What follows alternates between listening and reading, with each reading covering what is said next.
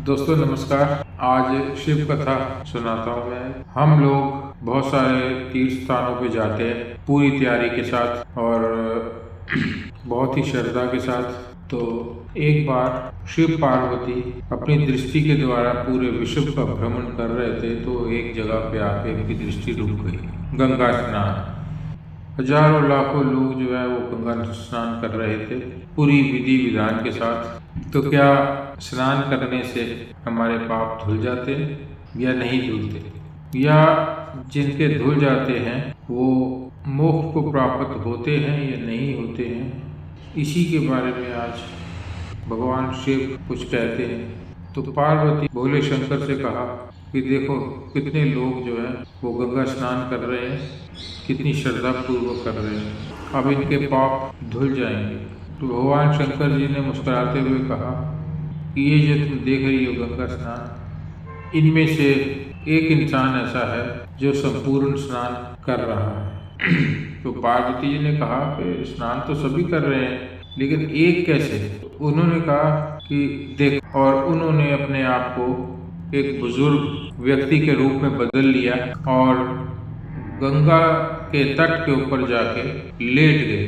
तो बहुत सारे लोग देखने लगे कि एक बुजुर्ग जो है वो ज़्यादा ही कुछ बुजुर्ग है, तो इसलिए वो तट के किनारे गिर गया है, उसको मदद की जरूरत है। लेकिन किसी ने भी उनके ऊपर ध्यान ज़्यादा नहीं दिया कि उनकी मदद की जा सके। तो पार्वती जी भी वहाँ पहुँची और उन्होंने भी अपना बुजुर्ग का रूप बना रखा था और लोगों से निवेदन करने लगी जो स्नान करके आ रहे थे कि मेरे पति का मदद की जाए, उनको उठाया जाए, उनकी हेल्प की जाए। लेकिन किसी ने भी ध्यान नहीं दिया।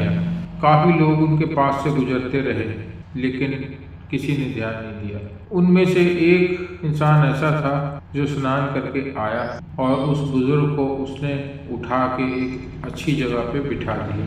पार्वती जी और भोले शंकर जी बहुत खुश हुए, लेकिन वो इंसान नहीं जानता था कि भोले शंकर हैं ये और ये पार्वती। और वो इंसान जो है वो प्रणाम करके चला गया। शिव और पार्वती लौट आए अपने कैलाश पर्वत पे और बोले पार्वती से कि देखा आपने, ये इंसान जो था पूर्ण स्नान करके गया है, इसकी आत्मा की शुद्धि हो चुकी है और उसके अंदर ईश्वरीय गुण प्राप्त हो चुके हैं, क्योंकि इसने एक बुजुर्ग की मदद की।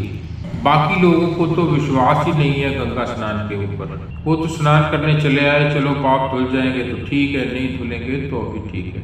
उनके अंदर जो है कोई दया भावना कुछ नहीं आई। तो इस कथा का पर्याय ये है कि हम लोग जाते तो हैं तीर्थ स्थानों पे, लेकिन हमारा विश्वास नहीं होता, और जहाँ विश्वास नहीं होता वहाँ ईश्वर भी नहीं होता।